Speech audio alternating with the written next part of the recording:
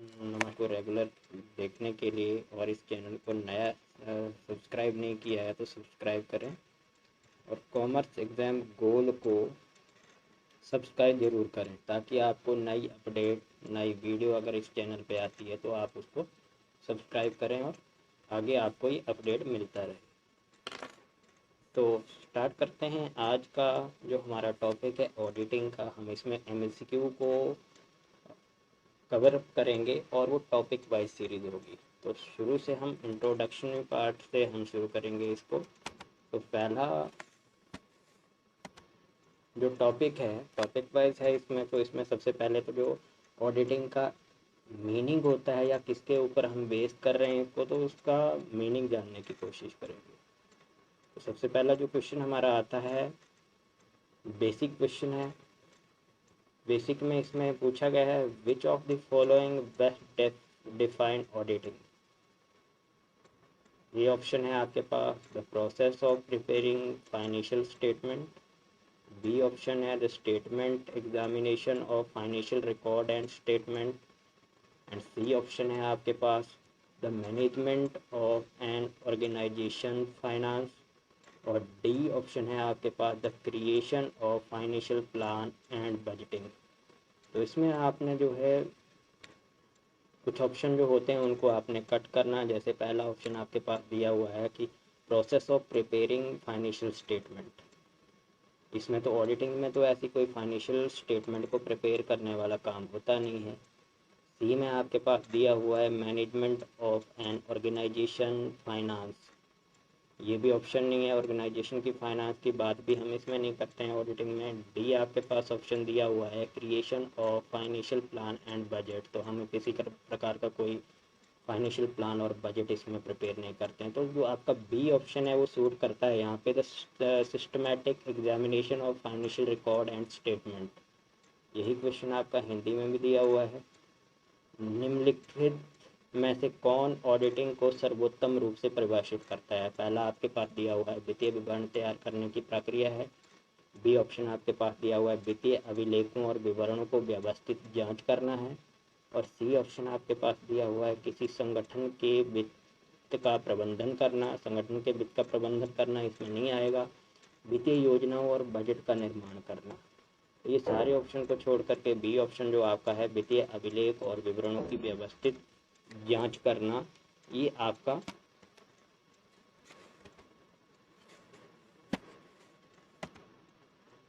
तो second question जो आपके पास सामने दिया हुआ है वो है what is the primary objective of auditing. Auditing का प्राइमरी ऑब्जेक्टिव क्या है, ऑडिटिंग का प्राथमिक उद्देश्य क्या है। तो इसमें ऑप्शन आपके पास दिए हुए हैं। इंग्लिश में दिया हुआ to detect fraud and error in financial statement. B option आपके पास है to ensure the compliance with tax law, and C option आपके पास दिया हुआ है to provide assurance that financial statement are accurate and fair, और डी ऑप्शन आपके पास दिया हुआ है to assist the decision making process. Decision making process में ऑडिटिंग का कोई रिलेशन है नहीं। और आपका A option detect fraud and error, error को डिटेक्ट करना या फ्रॉड को डिटेक्ट करना भी आपका कोई यहाँ पे मकसद नहीं होता है, ऑब्जेक्टिव नहीं होता है। बी ऑप्शन आपके पास दिया हुआ है, इसमें आपका ensure compliance with tax law. ये भी यहाँ पे टैक्स लॉ के कंप्लायंस को आप फुलफिल कर रहे हैं नहीं कर रहे हैं, इसका भी कोई ऑब्जेक्टिव यहाँ पे नहीं होता है। सी ऑप्शन यहाँ पे सूट करता है to provide assurance the financial statement are accurate and fair. Hindi में यही ऑप्शन आपके पास दिए। ऑडिटिंग का प्राथमिक उद्देश्य क्या है, तो यहाँ पे जो आपका सी ऑप्शन है ये आश्वासन प्रदान करता है कि वित्तीय विवरण सटीक और निष्पक्ष है। उसके बाद आपका क्वेश्चन नंबर थर्ड है, इसमें who is the responsible for conducting an audit. जो आपका ऑडिट है, ऑडिट करने के लिए कौन जिम्मेदार होता है। तो पहले क्या दिया हुआ है ऑप्शन आपके पास the company financial manager, company के वित्तीय प्रबंधक। सेकंड ऑप्शन आपके पास दिया हुआ द इंटरनल ऑडिट डिपार्टमेंट, और यहाँ पे बी आपका हिंदी में भी दिया हुआ आंतरिक लेखा परीक्षक विभाग, और सी ऑप्शन आपके पास दिया हुआ है an independent and qualified auditor, and D option आपके पास दिया है कंपनी बोर्ड ऑफ डायरेक्टर। तो बोर्ड ऑफ डायरेक्टर का भी इसमें कोई रोल नहीं होता है। इंटरनल ऑडिट डिपार्टमेंट का भी कोई रोल नहीं होता है, क्योंकि वो तो फ्रॉड को चेक करते हैं, अपनी रेगुलर चेकआउट करते रहते हैं अपनी ऑर्गेनाइजेशन में। और आपका ए ऑप्शन जो कंपनी फाइनेंशियल मैनेजर का भी इसमें कोई रोल नहीं होता है। जो आपका सी ऑप्शन दिया हुआ इंडिपेंडेंट एंड क्वालिफाइड ऑडिटर, जो ऑर्गेनाइजेशन के आउटसाइड से आता है, वही आपका जो ऑडिटिंग की जो कंडक्टिंग की रिस्पॉन्सिबिलिटी है वो संभालता है। फोर्थ क्वेश्चन आपके सामने स्क्रीन पर दिया हुआ है, which of the following is not a type of audit. Number 1 आपके पास दिया फाइनेंशियल ऑडिट, सेकंड है कंप्लाइंस ऑडिट, थर्ड है ऑपरेशनल ऑडिट एंड फोर्थ है आपका मार्केटिंग ऑडिट। तो जो ये मार्केटिंग ऑडिट है ये सूट नहीं करता है, क्योंकि कंपनी की मार्केटिंग हो रही है नहीं हो रही है इसके साथ आपके ऑडिटिंग का किसी भी तरह का कोई रिलेशन नहीं होता है। कंपनी अगर ऑडिटिंग करवा रही है तो उसके अपनी हेडेक है, इसमें ऑडिटिंग का कोई रोल नहीं होता है। इसमें सिर्फ आपके जो 3 ऑप्शन जो हैं, पहले financial audit, compliance audit, operational audit, इसको ही आप टाइप मान सकते हैं ऑडिटिंग का, क्योंकि फाइनेंशियल ऑडिट ये बहुत इंपॉर्टेंट पार्ट होता है। कंप्लायंस जैसे आपकी कोई जो अथॉरिटी होती है, रेगुलेटरी अथॉरिटी, वहाँ से रूल एंड रेगुलेशन क्या इशू हुए हैं, या वहाँ से आपने रजिस्ट्रेशन वगैरह करवाई है कि नहीं करवाई है, तो ये भी आपका टाइप ऑफ ऑडिट होता है। ऑपरेशनल ऑडिट की आपकी ओवरऑल वर्किंग किस तरह से चलती है, ये भी आपका टाइप ऑफ ऑडिट हो सकता है। पर इसमें जो आपका मार्केटिंग ऑडिट है ये आपका टाइप ऑफ ऑडिट नहीं होता है। फिफ्थ तो आपके पास जो क्वेश्चन दिया हुआ है वो है, auditing standard are primarily set by which organization.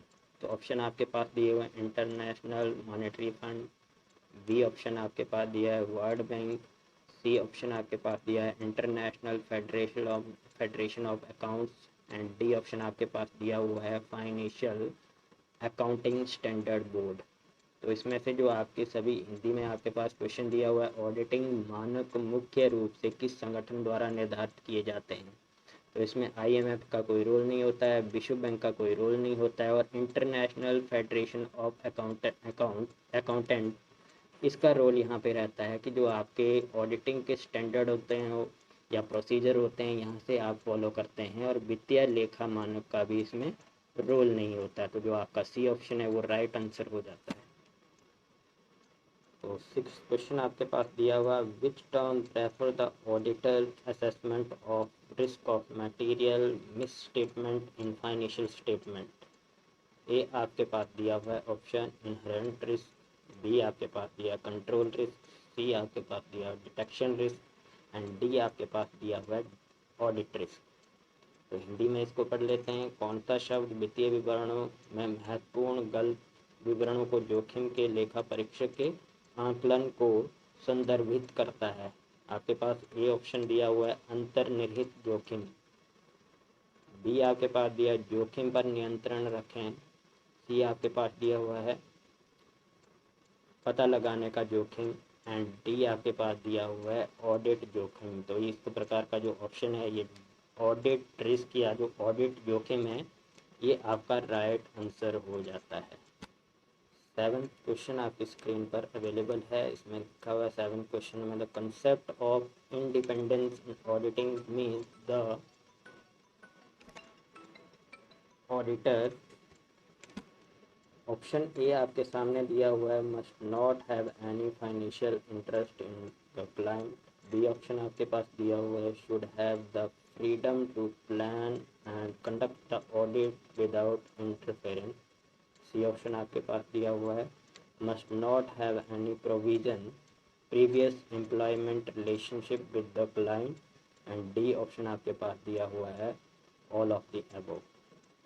तो हिंदी में आपके पास ये दिया हुआ है, ऑडिटिंग में स्वतंत्रता की अवधारणा का अर्थ है कि ऑडिटर ग्राहक में कोई वित्तीय हित नहीं होना चाहिए, बी आपके पास दिया हुआ है ऑप्शन बिना किसी हस्तक्षेप के ऑडिट की योजना बनाने और संचालित करने की स्वतंत्रता होनी चाहिए, सी ऑप्शन आपके पास दिया हुआ है ग्राहक के साथ कोई पिछला रोजगार संबंध नहीं होना चाहिए, और डी ऑप्शन आपके पास दिया हुआ है उपरोक्त सभी। तो ये जो इंडिपेंडेंस दिया हुआ है ये सारा आपका जो है सभी ऑप्शन जो है राइट ऑप्शन है। डी ऑप्शन आपका सही ऑप्शन हो जाता है, क्योंकि इसमें आपके पास जो फाइनेंशियल इंटरेस्ट किसी भी क्लाइंट के साथ आपका नहीं होना चाहिए। जो ऑडिटर होता है इंडिपेंडेंट होना चाहिए, वो किसी भी फाइनेंशियल इंटरेस्ट के लिए वो काम ना करता होना चाहिए। दूसरा, आपके पास फ्रीडम होनी चाहिए कि आपने प्लान करना है ऑडिट को कब प्लान करना है। इसमें किसी भी तरह की कोई इंटरफेरेंस आउटसाइड से या ऑर्गेनाइजेशन की ओर से नहीं होनी चाहिए। सी ऑप्शन आपके पास दिया हुआ है कि पिछला कोई भी आपका जो एम्प्लॉयमेंट रिलेशनशिप है या एम्प्लॉयर एम्प्लॉयमेंट रिलेशनशिप है अपने क्लाइंट के साथ नहीं होना चाहिए। तो ये सारे ऑप्शन आपके इंडिपेंडेंस में आते हैं। ये ऑप्शन आपके सभी ऑप्शन सही हैं। आपका 7th क्वेश्चन का जो आंसर है वो डी ऑप्शन है। 8th क्वेश्चन आपकी स्क्रीन पर है, which document typically mark the completion of an audit. Option A है आपके पास फाइनेंशियल स्टेटमेंट, बी ऑप्शन है ऑडिट प्लान, सी ऑप्शन है audit report and D option है मैनेजमेंट लेटर। तो इसमें आपके हिंदी में भी दिया हुआ है, कौन सा दस्तावेज आमतौर पर ऑडिट के पूरा होने का प्रतीक होता है। वित्तीय विवरण, लेखा परीक्षा योजना, ऑडिट रिपोर्ट एंड प्रबंधन पत्र। तो इसमें जो आपका ऑप्शन है वो सी ऑप्शन ऑडिट रिपोर्ट सही ऑप्शन है, क्योंकि ऑडिट का जो कंप्लीशन वर्क होता है कि कंप्लीट हो गया है तो उसके लिए ऑडिट रिपोर्ट लास्ट में ऑडिटर जारी करता है, जिसको हम कह सकते हैं कि एक कंप्लीट ऑडिट हो गया है। ठीक है, तो ऑप्शन नंबर सी आपका ये सही ऑप्शन है, ऑडिट रिपोर्ट। 9th क्वेश्चन आपकी स्क्रीन पर दिया हुआ, an auditor opinion that financial statement present a true and fair view is known as disclaimer of opinion. B option है क्वालिफाइड ओपिनियन, सी ऑप्शन है adverse opinion and D option है आपका unqualified opinion. और हिंदी में दिया हुआ, एक लेखा परीक्षक की राय की वित्तीय विवरण एक सच्चा और निष्पक्ष दृष्टिकोण प्रस्तुत करते हैं कहलाती है आपकी।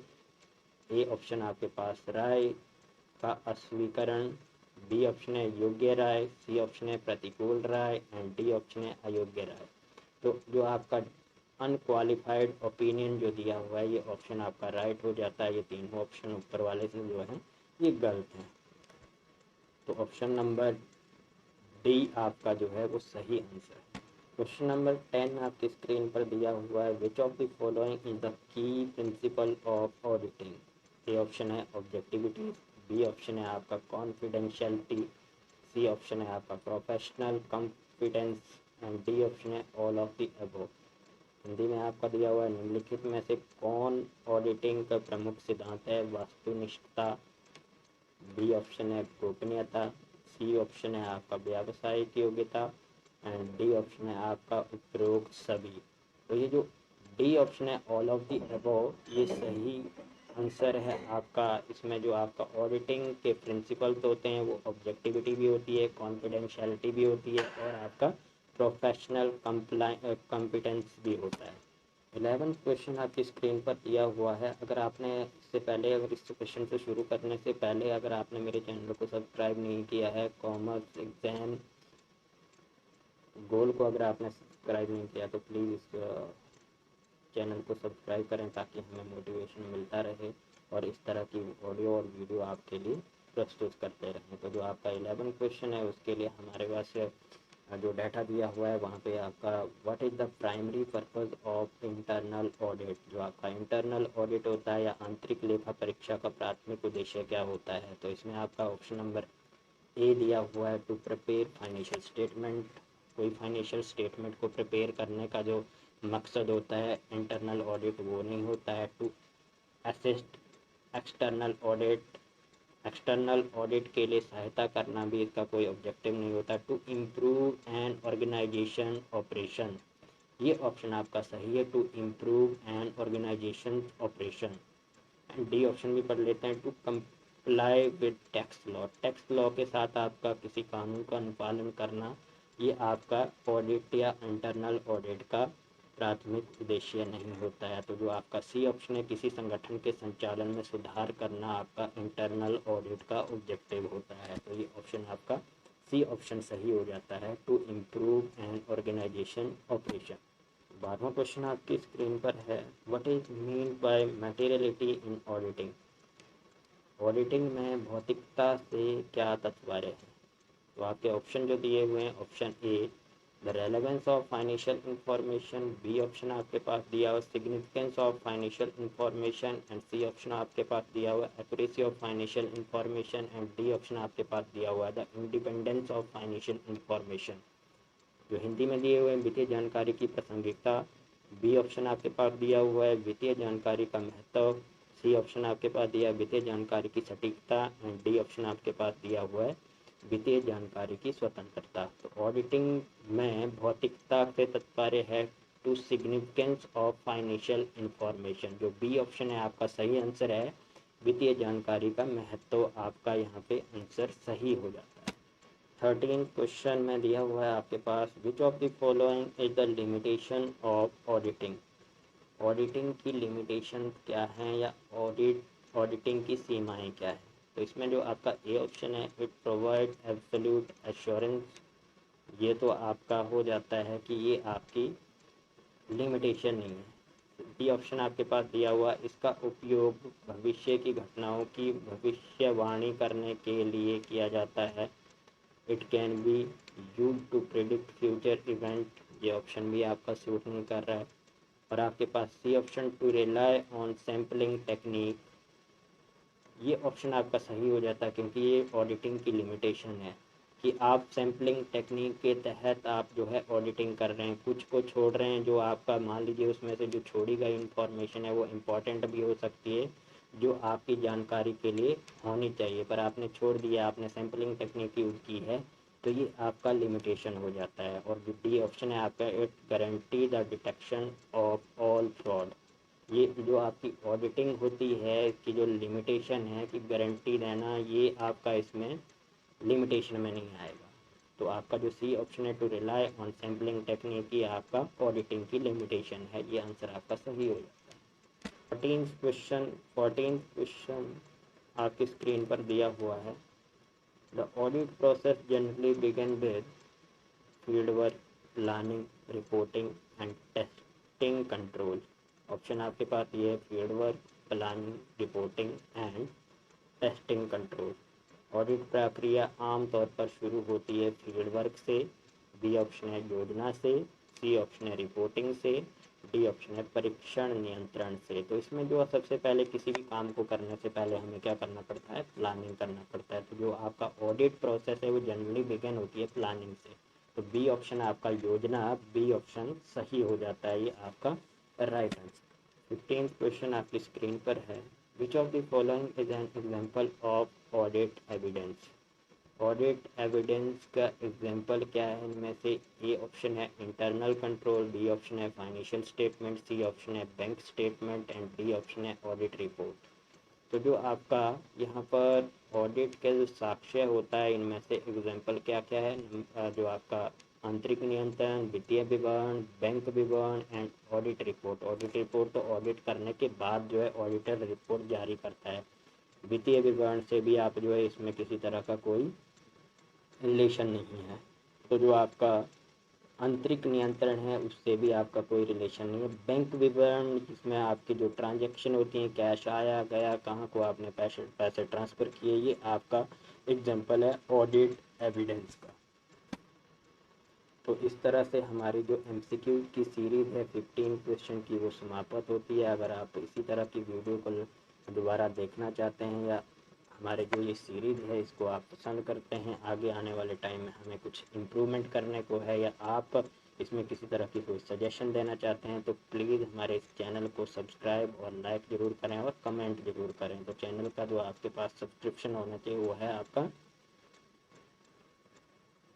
कॉमर्स एग्ज़ाम गोल्ड, इसको सब्सक्राइब ज़रूर करें। धन्यवाद।